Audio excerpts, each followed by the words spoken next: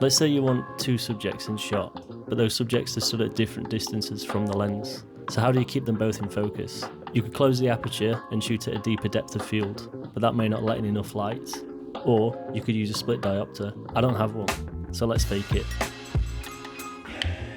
Okay, so first thing I'm going to do is I'm going to find the shot. I'm going to be leant against the pool table here. I'm also going to be stood there. This is just the natural lighting that's coming in the room. It's okay, but I could definitely shape this a lot better. Let's add some light. All it needs to be is just to kind of wrap the light from outside, because it's literally hitting me here. It's just to wrap it around my face a little bit more. So yeah, I'm quite happy with that. I just need to check the framing for where I'm going to be when I'm over there, because I feel like I'm not going to be in shot. If I'm taking a shot here, I'm completely out of shot. There we go. I've also added in a light to shine through the back, which, let's turn that on and see how that looks. I want a spotlight filter, but I don't have one. It's interesting, I guess. Maybe more interesting than without. So what I'm going to do now is I'm not really closed off the aperture that much, so it's not really going to make that effect. You want to shoot at a shallow depth of field. So I'm going to open up the aperture. I'm going to go all the way, so I'm at T1.2, and obviously right now it's way too bright, so I have got a variable ND on. So if I turn on my false colour, then we can see where exactly it needs to be with my ND. I'm going to say about there looks right, maybe just a little bit more, and that's a lot better.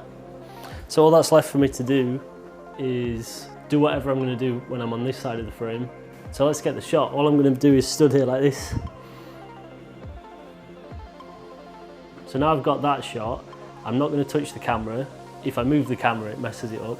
I'm not going to touch the lights. I'm not going to affect any of the light in the exposure, because if I do that, it's just going to mess up the shot. So all I'm going to do is rack focus to there where I'm going to be stood. Now I'm going to be out of focus, but that's fine, and I'm just going to take the shot. Cool. So I'm going to drag both shots onto the timeline, and I'm going to roughly choose the points where I want it to start and finish. So I want this one to start around here and finish around there, and then this shot I want to start just before I take the shot and finish just after. So I'll go around there. What I need to do is layer them on top of each other like this. So I'm going to put one layer below the other.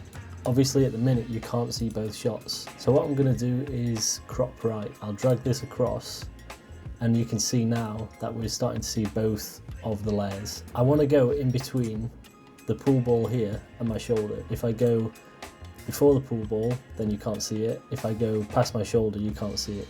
So I need to go around here.